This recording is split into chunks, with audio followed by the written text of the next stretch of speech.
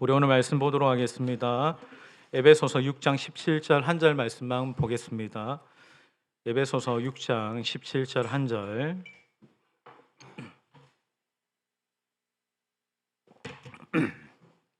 우리 17절 다 같이 읽겠습니다. 구원의 투구와 시작. 우리 한 번 더 읽겠습니다. 시작. 네. 우리 자분들에게 한번 인사하겠습니다. 성령 충만하십시오. 우리 한번 인사합니다. 성령 충만하십시오. 예. 제가 설교에 들어가기 전에 여러분들에게 한 가지 질문을 하겠습니다.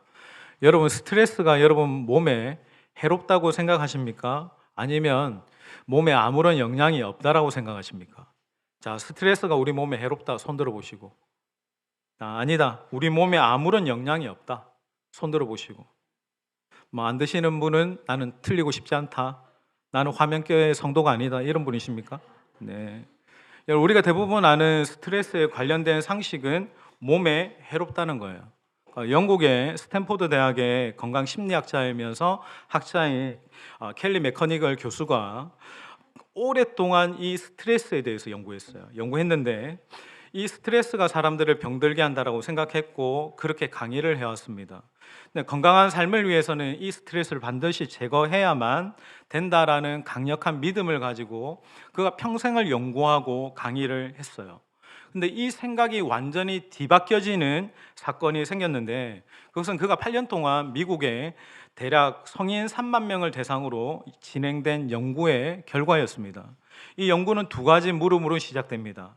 당신은 얼마만큼 스트레스를 경험하고 있습니까? 그리고 당신은 이 스트레스가 건강에 해롭다고 믿으십니까? 라는 질문인데, 그리고 그들 중에 누가 죽었는지를 공식적인 이제 사망 기록을 사용하게 된 거예요. 근데 거기서 많은 스트레스를 경험한 사람들은 43% 더 많이 사망할 위험성이 보였다라는 거예요. 근데 여기에 중요한 것은 오로지 스트레스가 건강에 해롭다고 믿는 사람들에게만 해당되는 데이터였다라는 거예요. 이게 무슨 말이냐면 아주 심각한 많은 이제 스트레스를 경험하지만 스트레스가 해롭다라고 생각하지 않는 사람들은 사망과 거의 관련이 없었다라는 거예요. 오히려 그 사람들은 이 사망의 어떤 연구 확률에서 가장 사망의 확률이 낮은 사람들이었어요. 그래서 이 연구에 참여한 연구진들이 이런 결론을 내리게 됩니다. 지난 8년 동안 연구한 사망한 사람들의 주요한 원인이 스트레스 때문이 아니라 스트레스가 몸에 해롭다라는 그들의 믿음 때문이었다라는 거예요. 여러분, 이분 켈리 교수님의 책 검색해 보면 엄청나게 많이 나옵니다. 심리학과 스트레스에 관련된 책인데 그분이 이렇게 믿음으로 생각으로 결론 내렸다는 거예요. 이와 반대로 이 스트레스에 대한 생각을 바꾸면 나의 신체적인 반응도 바꿀 수 있다는 거예요. 예를 들어 여러분, 이거는 의학적으로 증명되죠. 그 스트레스를 말씀으로, 행복감으로, 감사로, 찬양으로 바꾸면 그 몸이 치유되어지는 그런 다양한 결과들도 있는 겁니다. 여러분, 제가 무슨 말을 하려고 이 설교를 하는 거겠어요? 스트레스를 말하고 싶은 거예요. 바로 우리의 생각에 관한 거예요. 생각이 가지고 있는 어떤 힘에 대해서 말하고 싶은 겁니다. 여러분, 생각은 우리 존재의 컨트롤 타워 같은 역할을 해요. 그러니까 생각이 우리를 통제하고 우리 존재의 어떤 결정을 그 생각이 결정짓는 역할을 하는 겁니다. 그 사람이 어떠냐라고 물어보면 그 사람의 생각을 보면 알아요. 그러니까 그 사람이 생각하는 것과 말하는 것을 보면 그대로 행동해 가고 그의 행동을 보면 그의 삶의 결이 결정된다라는 거예요. 그게 가장 중요한 고지에 있는 것은 그의 생각입니다. 그래서 여러분, 생각은 그 사람이에요. 우리 잠언 23장 7절 띄워주세요. 자, 잠언 23장 7절 대저 읽습니다. 시작. 그 위인도, 저기 보세요. 그 마음의 생각이 어떠하면 그 위인이 그러하다라는 거예요. 이 말은 뭐냐면 생각은 곧 그 사람이다라고 하는 거예요. 여러분, 이게 사단이, 만약에 여러분이 생각해 보세요. 사단이 대적에 있다라고 하면 우리의 무엇을 점령하면 그 영적 전쟁에서 가장 손쉽게 승리할 수 있겠습니까? 생각을 점령하는 거예요. 그러니까 마음과 생각을 딱 지배하면 영적인 싸움에서는 그 싸움을 간단하게 끝낼 수 있는 거예요. 자, 우리가 영적 전쟁에 대해서 이야기하는데 여러분, 저와 여러분의 신분이 하나님의 군사라고 이야기했는데, 여기 영적인 싸움에서, 그리고 이 전쟁을 생각해 봅시다. 성문 앞에서 이렇게 대치하는 적들이 앞에서 이렇게 공성전을 치를 때, 공성전에서 가장 중요한 요인이 뭡니까? 승리의 요인이 성을 지키느냐 성을 빼앗느냐예요. 그러니까 성을 지키느냐 성을 빼앗느냐의 싸움에서 가장 중요한 것은 성문이 열리느냐 마느냐입니다. 여러분, 전쟁 영화를 보면, 중세나 고대 전쟁에 보면 성문이 열리면 끝이에요. 그러니까 여러분, 성문이 열리면 그 성에 들어가서 정복하고 지배해버리면 되기 때문에 그렇습니다. 성문이 열린다라는 것은 뭐냐면 내 생각을 딱 내가 붙잡는다라는 거예요. 여러분들에게 수시로 부정적인 생각이나 어떤 막 두려움이나 염려들이 올 때 어떤 사람은 개의치 않는 사람이 있습니다. 생각을 지나가는 거예요. 근데 어떤 사람은 그 생각을 딱 붙드는 거예요. 생각이 딱 잡히는 거예요. 그 생각을 잡는 거예요. 근데 여러분, 그 생각을 잡으면 어떠합니까? 그 생각이 떠나지가 않아요. 그 생각이 꼬리에 꼬리를 물고 염려가 불안을 가져오고, 불안이 두려움을 가져오고, 그 불안이 부정적인 생각들을 계속 가져오게 만드는 거예요. 그러니까 생각이 점령당한 거예요. 여러분, 우리의 영적인 싸움은 혈과 육의 싸움이 아니라고 얘기했죠.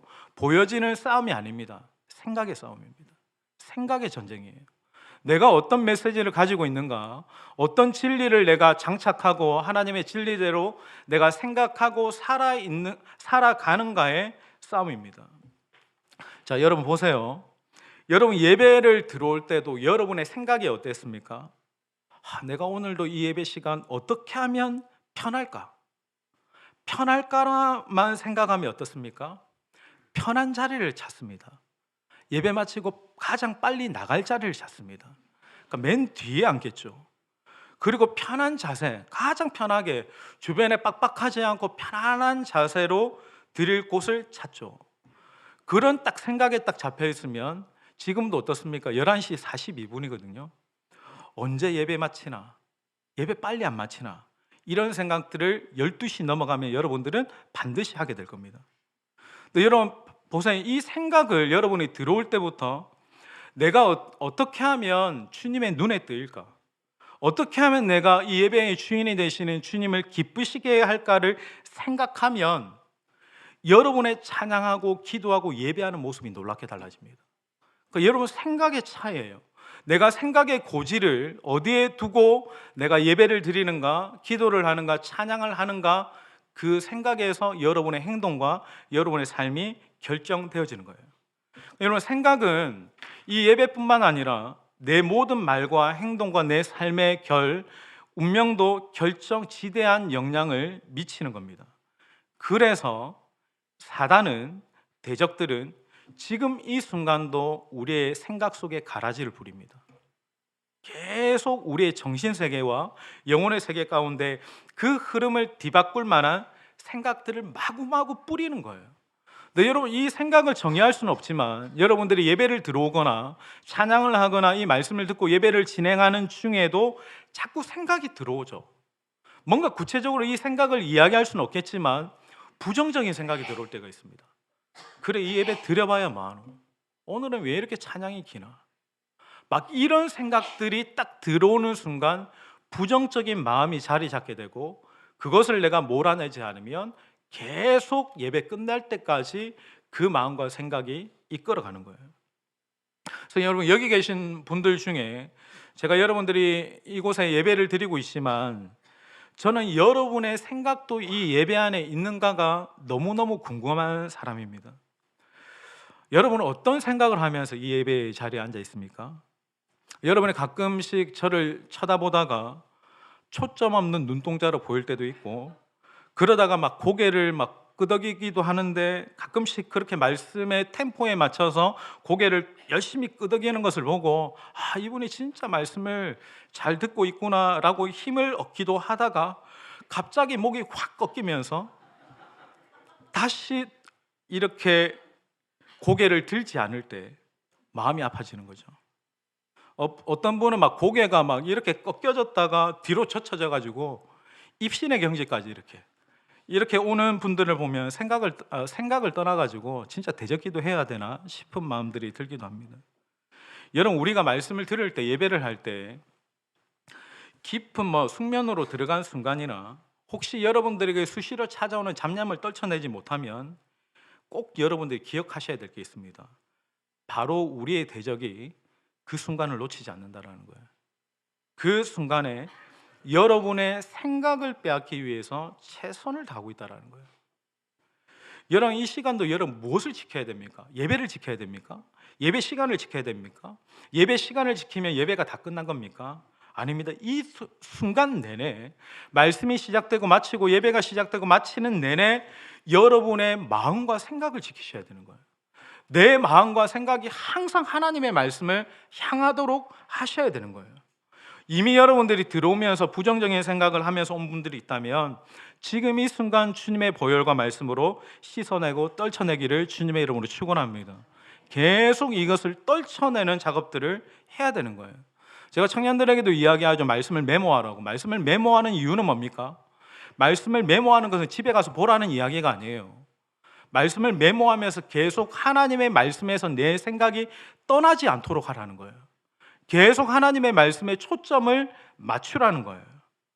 여러분, 이 생각의 고지가 내가 무너졌다라고 하는 것을 금방 알 수 있습니다. 여러분이 점심을 드시고 식사를 맛있게 하시고 오후에 이제 소그룹 모임을 하잖아요. 제가 이제 청년 셀 모임을 하면 오늘 무슨 말씀을 들었는지 받은 깨달음이나 은혜를 나누라고 하면 그들이 저를 멍하니 쳐다보고 있을 때 저도 멍해집니다. 도대체 나는 오전에 뭘 한 걸까? 설교를 한 건지 저도 암흑 속에 빠질 때가 있습니다. 여러분, 묵상이란 게 뭡니까? 묵상. 하나님의 말씀을 묵상하다라고 할 때 히브리어는 하부라고 부드럽게 읊조리고 이렇게 말하던데, 이런 묵상이란 가장 본질적인 의미는 내가 말하는 이유, 내가 묵상하는 이유는 하나님의 말씀을 빼앗기지 않는 거예요. 그러니까 여러분, 묵상이라는 것을 제가 이전에 한번 얘기했지만 마치 어미사지가 새끼에게 먹이를 줄 때 다른 짐승들에게 내 새끼에게 줄 먹이를 빼앗기지 않으려고 으르렁거리는 모습이 묵상인 거예요. 그러니까 여러분, 우리는 항상 이 사자의 야성을 가진다라는 것은 으르렁대야 되는 거예요. 으르렁하면서 저를 쳐다보셔야 됩니다. 하나라도 말씀을 빼앗기지 않도록, 대적들에게 내 생각의 고지가 점령당하지 않도록 계속 으르렁거리는 사자의 야성으로 내가 이 말씀 앞에, 예배 앞에 있는 순간에 그 묵상이 우리에게 있어야 되는 거예요. 여러분, 여러분의 마음과 생각을 지키십시오. 생명의 근원이 여기서 나오는 거예요. 여러분, 오늘 전신갑주 믿음의 방패 이후에 우리 또 하나의 아이템을 나누고자 하는데 옆에 분에게 한번 인사하겠습니다. 당신의 드레스 코드는 전신갑주입니다. 시작. 자, 우리 이제 진리의 허리띠를 장착했고 저번 주에 우리 믿음의 방패를 들었고 오늘의 아이템은 생각을 지키기 위한 구원의 투구입니다. 그럼 여러분, 내 마음과 생각을 지키기 위해서는 바울이 어떤 전제를 하냐면 반드시 이 투구를 써야 된다는 거예요. 자, 사진 한번 보여주세요. 여러분, 당시 로마 군사의 투구는 여러분 보세요. 청동이나 철 같은 굉장히 튼튼한 금속으로 만들어져 있습니다. 여러분, 이걸 딱 봐도 이게 여러분 적들이 도끼나 망치로 내려쳐도 이 무거운 투구의 두께를 뚫을 수가 없는 거예요. 어떤 경우에는 여러분 영화를 보시면 경첩을 써가지고 얼굴 앞부분도 이렇게 보호하게 투구를 그렇게 만듭니다. 전쟁에서 이렇게 신체가 팔이나 다리를 다치면 어떤 모양이든 치료를 받을 수 있지만 머리는 다치면 굉장히 치명적인 거예요. 그래서 다른 기능까지 머리가 다쳐지면 완전히 마비시키는 거죠. 그렇기 때문에 전쟁에서 머리를 보호하는 일은 매우 매우 중요했습니다. 자, 바울이 이 투구의 이름을 뭐라고 얘기했습니까? 구원의 투구라고 얘기했죠. 구원이라는 수식어를 붙였어요. 그러니까 여러분, 우리의 마음과 생각을 지키고 보호하는 그 개체가 하나님의 구원이라고 이렇게 말하는 거예요. 그러니까 여러분, 믿음의 삶을 살아가는 우리의 방향과 결론은 이 구원이라는 큰 틀 안에서 지켜지고 보호되어진다라고 하는 겁니다. 여러분 이제 그림 지어주시고, 여러분 바울이 우리가 써야 될 투구의 이름에 대해서 왜 구원이라고 했을까에 대해서 두 가지를 보고자 하는데, 첫 번째 우리 한번 띄워주세요. 1번. 자, 따라하겠습니다. 자, 1번만. 자, 시작. 구원이 있다입니다. 여러분, 지금 저와 여러분에게는, 저를 포함해서 우리에게는 하나님이 주신 구원이 있습니다. 아멘이십니까? 여러분, 하나님이 이미 여러분들에게 예수님의 십자가의 보혈과 그 십자가의 죽으심으로 주어진 구원이 있습니다. 아멘이시죠? 그렇다면 여러분, 구원을 내가 생각하고 믿는 믿음이 있으면 우리의 인생은 지금 상황이 어떠하든지 하나님이 주신 구원 이것 하나로 충분합니다. 여러분, 이것을 믿으셔야 됩니다. 여러분, 이 하나님이 우리에게 이루신 구원은 절대적인 거예요. 그러니까 우리 인생에 어떤 환경을 만나고 어떤 조건과 어떤 내용으로도 여러분 이 구원을 뛰어넘을 수 없는 거예요. 단지 우리가 이 구원에 대해서 무감각해지고 이 감사와 감격과 찬양을 잃어버렸을 뿐입니다. 주님이 우리에게 당신의 생명을 주시기까지 모든 것을 내어주시면서 이루신 구원이 얼마나 놀랍고 위대하고 특별하고 대단한 것인지에 대한 감사와 감격이 사라진 거예요.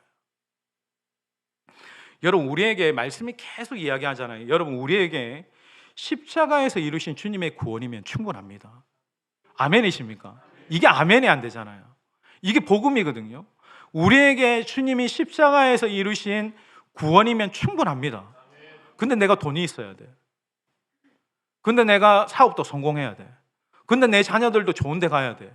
이런 전제가 붙기 때문에 이 구원에 대한 감격과 확신이 흐려지기 시작하는 거예요. 그러니까 바울이 늘 무엇을 이야기합니까?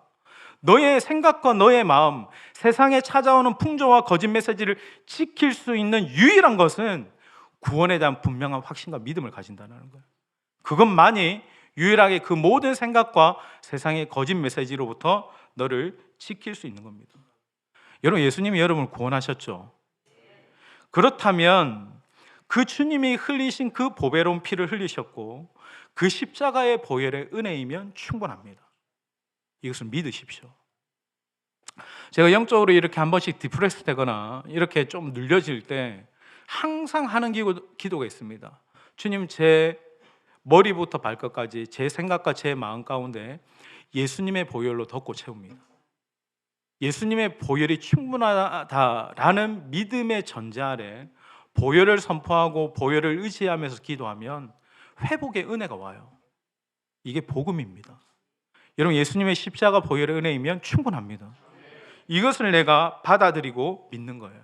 그럼 여러분, 결론적인 것은 여러분, 우리에게 구원이 있습니다. 지금도 구원은 유효합니다. 이것을 내가 믿음으로 고백할 수 있는 거죠. 여러분, 이 구원 안에는 하나님의 선택하심과 하나님의 사랑이 있는 거예요. 여러분, 하나님이 여러분을 구원하시고 구원하셨다라고 하는 것은 당신의 자녀로 나를 택해 주셨다라는 거예요. 그래서 여러분, 우리의 인생이 의미가 있는 겁니다. 여러분, 아무나 하나님의 자녀가 되는 거 아닙니다. 아무나 예수님을 나의 구주라고 믿음으로 고백하는 게 아니에요. 예전에 제가 디테스 이제 간사를 할 때 한 학생은 그때가 정말 장상택 선교사랑 같이 할 때 엄청난 은혜가 임했던 시즌이었어요. 그렇게 아이들이 회개하고 돌아오고 신앙적으로 빌드업되고 이렇게 성장하는데도 불구하고 유일한 한 명이 그 은혜를 받지를 못하는 거예요. 이유는 하나였습니다. 간사님, 저는 아직까지도 예수님이 내 인생의 구주시라는 그 사실이 믿어지지가 않아요. 그때 제가 깨달았습니다. 아, 내가 예수님을 구주로 믿고 하나님의 자녀가 된 것도 나의 자격이 아니라 하나님의 전적인 은혜고 택하심이구나. 여러분이 하나님의 자녀라고 하는 것, 하나님의 변개 없는 택하심으로 말미암아 내 안에 이루어진 구원은 여러분, 하나님 편에서 가장 완벽하고 완전하게 여러분에게 이루신 가장 놀라운 축복인 거예요. 하나님께서 여러분의 인생을 택하시고 예수님으로 인해 죄로 무너질 우리 인생을 구원하셨음을 여러분 굳게 믿으시기를 축원합니다. 그 날마다 여러분 이 구원의 투구를 내가 계속 써야 되는 거예요. 근데 여러분 우리가 항상 오류에 빠지는 것은 구원의 투구를 쓰지 않고 지금의 현실의 나 자신을 보면서 막 자꾸 또 재는 거예요. 과연 나의 인생에 하나님의 구원하심이 가능한가? 끊임없이 내가 저울질합니다. 그토록 내가 내 과거의 연약함과 패배감에 몸서리치면서 내 자신이 싫으면서 그러면서 그 과거의 내 모습이 오늘을 결정하도록 내버려 두는 거예요. 그러니까 믿음으로 구원의 투구를 쓰지 않아요. 여러분 우리 안에 하나님이 주신 거룩이 있고 우리 안에 신실함이 있고 하나님이 주신 자녀의 능력과 특권이 있는데 그걸 여러분 가장 믿지 못하는 사람이 누군지 아십니까? 바로 나 자신입니다. 나 자신이 나의 믿음과 나의 변화와 나의 주신 축복과 능력과 나의 정체성을 가장 믿기 어려워하는 거예요. 여러분 하나님의 은혜 안에 있다라는 그 자체만으로도 나는 꽤 괜찮은 사람인데 십자가 보혈의 은혜 안에 있는 나는 굉장히 특별하고 대단한 사람인데 우리 안에 내가 만든 자아상이 너무나 자신 없고 일그러져 있는 모습으로 나를 계속 보게 만드는 거예요. 실패를 더 묵상하게 만들고 나의 존재를 더 묵상하게 만들고 나의 생김새, 나 자신의 연약함으로 인해 나 자신을 계속 바라보며 절망하는 거예요. 그래서 여러분 인생이 행복하지 않습니다. 여러분 지금으로부터 10년 전에 비누 회사 도부 있죠. 이 도부가 FBI 몽타주를 전문으로 하는 FBI 몽타주 전문가하고 일반인 여성들을 이제 출연시킨 단편 영화 시리즈가 있습니다. 이 영화의 제목이 리얼 뷰티 스케치인데 먼저 이제 각 여성들에게 자기 자신을 묘사하는 이제 글을 쓰도록 해요. 그래서 이 FBI 이제 몽타주 전문가들이 그 여성들을 실제로 보지 않고 자신이 묘사한 글만 보고 이제 몽타주를 스케치하도록 했어요. 자, 이 스케치가 완성된 다음에는 이 여성들을 처음 보는 사람들을 데리고 와서 그 여성들을 보고 처음 보고 묘사하는 이제 글을 쓰도록 했습니다. 그리고 그 쓴 글을 바탕으로 이제 몽타주 전문가가 그림을 그리도록 한 거예요. 여러분 결과가 어땠겠습니까? 매우 충격적이었습니다. 여성들이 스스로 묘사한 것보다 낯선이가 묘사한 내용을 바탕으로 한 스케치한 그림이 훨씬 더 아름다웠기 때문에 그래요. 이 둘의 엄청난 차이가 있었다라는 거예요.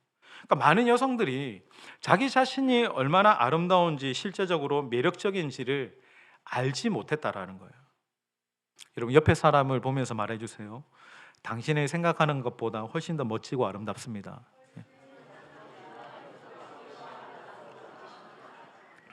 이 앞뒤 분들에게도 당신이 생각하는 것보다 훨씬 더 아름다우십니다. 이렇게 인사해 주십시오. 자, 여러분 이 광고는 이 여성들이 자신을 받아들이고 타고난 아름다움에 만족할 수 있도록 도와주기 위한 것이었어요. 근데 여러분 우리도 분명히 내가 내 자신을 바라보고 그린 그림과 하나님이 우리를 생각하시고 바라보시면서 그린 그림에는 이와 같은 차이가 있을 거예요. 여러분 우리는 나 자신이 나의 생각과 나의 어떤 경험과 세상의 어떤 메시지대로 나 자신을 바라보는 것이 아니라 그 하나님께서 말씀을 통해서 나를 바라보시고 기대하시는 그 아름다움과 기대감으로 나를 바라보고 나의 미래를 설계할 수 있는 믿음이 있어야 되는 거예요. 여러분은 여러분이 생각하는 것보다 훨씬 더 괜찮은 사람이고 여러분이 바라보는 인생은 여러분이 생각하는 것보다 훨씬 더 풍성하고 복되게 하나님께서 인도해 가실 것입니다. 왜? 이유는 한 가지예요. 하나님이 우리에게 주신 구원이 있기 때문에 그런 거예요. 여러분 자기 자신에 대해서 너무 절망하지 마세요. 자기 자신을 바라보는 것은 올바른 믿음이 아닙니다. 나의 구원자 되시는 예수님을 바라보기를 축원합니다. 그러니까 나의 인생의 설계와 인생의 첫 발을 내딛는 것은 내가 예수님을 나의 절대자로 인식하고 그분을 나의 주로 고백할 때부터 새로운 인생이 시작되는 거예요. 근데 여러분 우리가 예수를 믿는다라고 이야기하면서도 나의 구원에 대해서 전적으로 예수님께 맡기고 주님이 이루신 구원이라고 인정하고 살지 않는 분들도 굉장히 많아요. 내가 하려고 하는 거예요. 내 능력치만 생각하는 거예요. 그 이상의 믿음의 방패를 들지 않는 거예요. 여러분, 찰스 하츠가 유명한 말을 했습니다. 그리스도인들은 그가 그를 장식하고 자랑하고 그를 보호하는 것, 그가 자신감으로 그의 고개를 들게 하고 기쁨으로 하게 하는 유일한 것은 그가 구원받았다라는 사실이다. 내가 구원받았다라는 건, 내가 하나님의 자녀라는 것이 여러분 가장 큰 기쁨이요, 가장 큰 자랑이고 가장 큰 축복임을 여러분 믿으십시오. 자, 제가 하나 공식을 보여드릴게요. 여러분, 우리 안에 가장 큰 유익이 뭔지 자 읽겠습니다. 시작. 이런 말씀을 내가 믿음으로 받아들이는 순간 그것이 나에게 유익이 되고 축복이 되는 거예요. 모든 신앙의 공식은 이와 같습니다. 하나님의 말씀을 내가 듣는 것에서 끝나는 게 아니라 듣고 그것을 나의 믿음으로 발동시키면 그것이 곧 나에게 유익이 되고 축복이 되는 거예요. 그래서 여러분, 하나님의 진리가 하나님의 진리대로 믿어지는 것이 여러분에게 유익이고 축복입니다. 여러분, 우리가 세상에서 살아가면서 세상에 가지는 가치를 내가 가졌다라고 행복하고 만족하는 것이 아니라 하나님의 말씀이 믿어지는 거예요. 하나님의 약속을 내가 신뢰하는 거예요. 하나님의 말씀을 내가 믿고 하루하루 그 말씀대로 따라가는 그 삶이 하나님 보시기에 가장 완벽하고 가장 축복된 인생인 거예요. 저는 여러분들이 내가 하나님의 말씀을 말씀대로 믿어 그 믿음 안에 이루시는 축복과 능력과 하나님의 은혜를 누리는 저와 여러분이 되시길 주님의 이름으로 축원합니다. 그러니까 여러분, 주님이 우리에게 이루셨습니다. 무엇을? 구원을 이루셨죠. 근데 주님이 이루신 구원도 내가 이 순간에 그 구원에 대해서 받고 누려야 구원의 역사가 시작되는 거예요. 여러분, 구원의 특징이 있습니다. 구원은 기쁨입니다.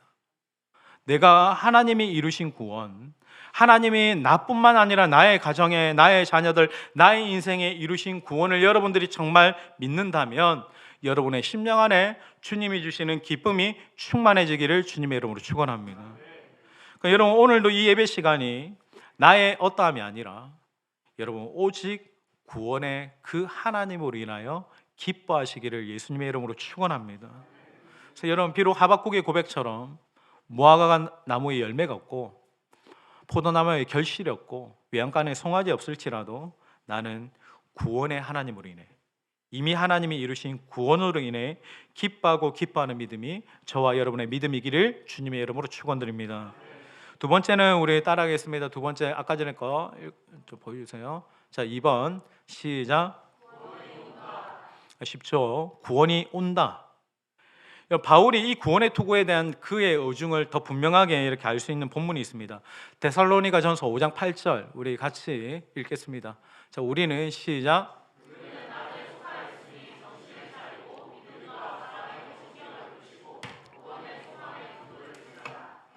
자, 여기 보면 사도 바울이 정신을 차리고 이야기하죠.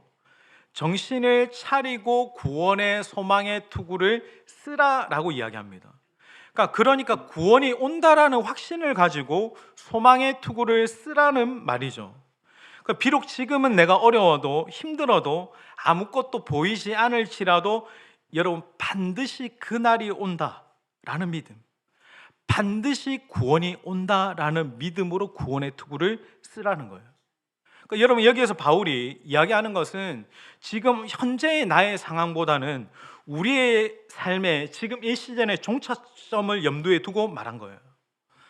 요즘 청년들을 이렇게 보면 논리도 화려하고 자기 주장도 분명해. 그리고 자기 변화도 능숙해요. 근데 막상 청년들에게 너 자신의 미래에 대해서 이렇게 이야기해 보라고 하면 소망이 없는 말들이 툭툭툭툭 튀어나와요. 요즘 특징이 소망이 없어요, 비전이 없어요, 꿈이 없어요. 그래서 미래를 말하지 않아요. 여러분, 이것은 정확하게 무엇이냐면, 여러분, 우리가 생각해 보면 요즘 젊은 친구들은 이전보다 훨씬 더 잘 사는 시대를 살고 있잖아요. 부족함이 없잖아요. 근데 왜 미래에 대해서 소망이 없을까? 미래를 분명하고 확실하게 바라보지 못할까?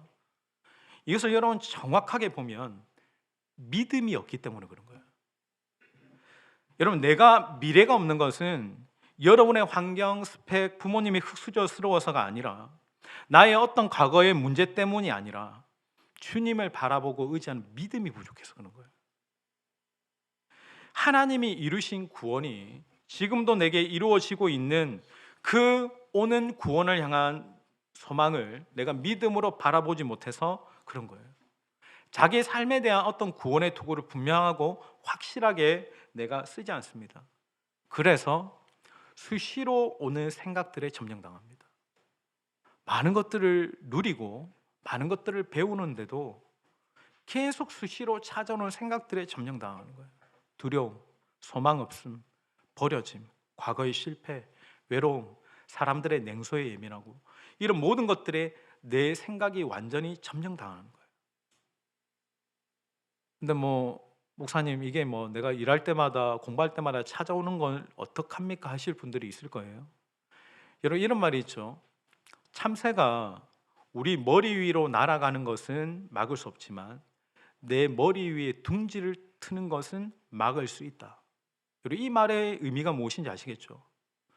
그런 생각, 그런 두려움, 그런 미래에 대한 불안함이, 그런 감정들이 찾아올 수 있습니다. 자주 찾아올 수 있습니다. 그러나 그것이 여러분의 생각의 둥지를 틀고 진을 형성하게 하는 것은 여러분의 의지가 반영된 거예요. 내가 받아들인 거예요. 제가 서두에도 얘기했지만 내가 붙잡은 거예요. 내가 붙잡은 이유는 내가 그 순간에 내가 말씀을 의지하는 믿음의 능력을 발휘하지 못했기 때문에 그런 거예요. 세상의 잘못된 가치를 내가 붙잡은 거예요. 왜? 내 안에 진리의 가치가 없거든. 하나님에 대한 분명하고 흔들림 없는 구원에 대한 약속이 없기 때문에 그 생각을 붙잡은 거예요. 제가 이번 주에 이제 그 지혜자매 이제 개업 예배 했잖아요. 개업 예배 가서 말씀 전해주고 어제 이제 같이 묵상을 하면서 요즘 개업하고 안 힘드냐라고 물어보니까 그때가 제일 힘들대. 여러분, 장사가 될 때는, 일이 바쁠 때는 그렇게 힘들지 않습니다. 육체적인 어떤 노동이나 그런 것들은 힘들지 않아요. 돈이 벌리면 재밌어요. 그래서 여러분, 장사가 잘 되는 건 어렵지 않은데 장사가 되지 않고 그냥 가게에 혼자 둥그러니 아무 생각 없이 앉아 있으면 마음 안에 이러다가 뭐가 이렇게 잘 될까, 어떻게 될까, 막 미래에 대한 어떤 이 불안함, 가게가 잘 되려나 하는 어떤 생각들이 찾아온대. 가만히 있으면. 그때 이 친구가 이 말씀을 묵상을 했대. 빌립보서 4장 5절 말씀인데, 모든 지각에 뛰어난 하나님의 평강이 그리스도 예수 안에서 너희 마음과 생각을 지키시리라. 하나님의 평강을 구합니다. 하나님의 평안을 구한다라고 묵상하고 기도했다라는 거예요. 제가 청년부 담당 사역자입니다. 여러분, 설마 자랑했는데 별 반응이 없으시네요. 설마 가게가 안 되어도 그 순간에 어두운 생각과 염려를 받아들이지 않고 하나님의 평강을 구하는 것은 그 친구에게 특별한 은혜이고 축복인 거예요. 여러분, 우리가 자꾸 잘 된다라는 생각, 성공해야 된다라는 생각, 여러분, 하나님은 성공을 통해서 하나님이 그분의 뜻과 그분의 계획들을 가르치시거나 훈련하시지 않습니다. 하나님은 우리를 훈련시킬 때 광야에서 훈련시키십니다. 모든 것을 어떤 결핍에 내가 놓여져 있을 때 나의 어떤 전능자, 주권자를 인정하고 바라보게 되고 그분을 의존하게 되어지는 법들을 배워가는 거예요. 근데 여러분, 제가 이제 공교롭게도 제가 이번 주에 제가 관심이 많거든요. 그래서 유튜브에서 자영업 하시는 분들의 고충들을 이야기해 보는데 이분들 중에도 멘토가 있어요. 그러니까 자영업을 오래 해보면서 경험이 다분한 분인데 그분이 이야기하더라고. 장사가 안 되는 것보다 더 위험한 것은 아무것도 안 하는 것이다. 여러분, 장사가 안 되면 그냥 가만히 앉아 있으면 아무것도 안 하잖아요. 그게 가장 위험한 거래요. 장사가 안 되는 것보다. 장사가 안 되면 가만히 앉아 있지 말고 운동이라도 하건 책을 읽든 어떤 다른 어떤 것들을 뭐 이렇게 영상을 보면서 공부를 하건 자꾸 무언가를 하면서 나를 개발시켜야 되는데 아무것도 하지 않고 그냥 있는 것이 가장 위험한 것이다라고 이야기하는 거예요.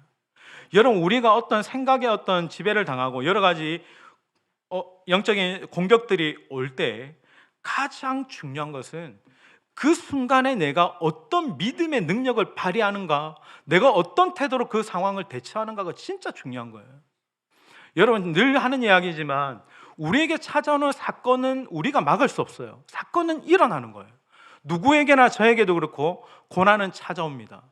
근데 여러분, 더 중요한 것은 그 사건과 그 고난이 나의 생각과 마음을 지배하지 않게 하는 것은 내가 할 수 있는 거예요. 그것을 말씀으로 쳐내고 막아내고 내 마음을 지키는 것은 내가 할 수 있는 거예요. 청년들이 이런 얘기를 해요. 묵상하면, 기도하면 목사님 뭐가 달라집니까? 그러면 여러분, 제가 이런 얘기를 해요. 아무것도 안 하면 달라지는 게 아무것도 없지만 뭐라도 하면 뭐라도 하는 그것이 변화를 준다라는 거예요. 묵상이라도 하면, 기도라도 하면 그 내가 한 묵상과 기도가 나를 변화시키는 거예요. 이게 여러분 믿음의 법칙입니다. 결론적으로 이야기하지만 여러분, 여러분의 삶에 구원이 옵니다. 이미 구원이 역사되어지고 있습니다. 바울이 뭐라고 이야기하면 정신을 차리고 보라는 거예요. 정신을 차리고 보면 하나님이 나의 가정과 나의 삶 안에 이루시고 행하시는 구원이 있습니다. 그러니 여러분, 구원의 투구를 믿음으로 쓰십시오. 나의 실패를 거두시고 나의 수치를 거두시고 실패를 지우시고 우리의 머리를 들어 영광스럽게 하실 구원자, 그분이 우리에게 계십니다. 여러분, 구원에 대한 절대적인 소망을 가지시기를 주님의 이름으로 축원합니다. 여러분, 이 나라 이 땅에도 여호와의 구원이 옵니다. 너무 나라의 어두운 뉴스들 보고 절망하지 말고 이 나라를 향한 구원의 소망을 가지고 기도하는 저와 여러분이 되길 주님의 이름으로 축원합니다. 그러니까 구원을 향한 소망을 가지고 기도하시는 거예요. 어떤 자리에 있든지 하나님, 이 나라 대한민국 가운데 하나님이 이루실 구원이 있음을 믿고 기도하면서 최종 승리의 하나님이 이루시는 역사를 저는 여러분 모두가 바라보게 되기를, 그 구원의 승리를 경험하게 되기를 주님의 이름으로 축원드립니다. 하나님, 오늘도 여러분 구원자 되신 주님을 바라보고 의지하십시오. 그리고 여러분의 마음과 생각을 굳게 지키세요. 자꾸 사단이 여러분들에게 부정적이고 절망감을 심어줄 때 그것을 붙잡지 마세요. 이미 구원은 내게 이루어지고 있는 구원자 되신 그 주님과 그 주님의 말씀을 믿음으로 붙잡고 이번 한 주도 승리하십시오. 여러분, 생각의 고지가 오직 저는 주님이 이 시간 주신 말씀이 되고 감동이 되고 영적인 깨달음이 여러분 생각의 고지가 되기를 예수님의 이름으로 축원드립니다.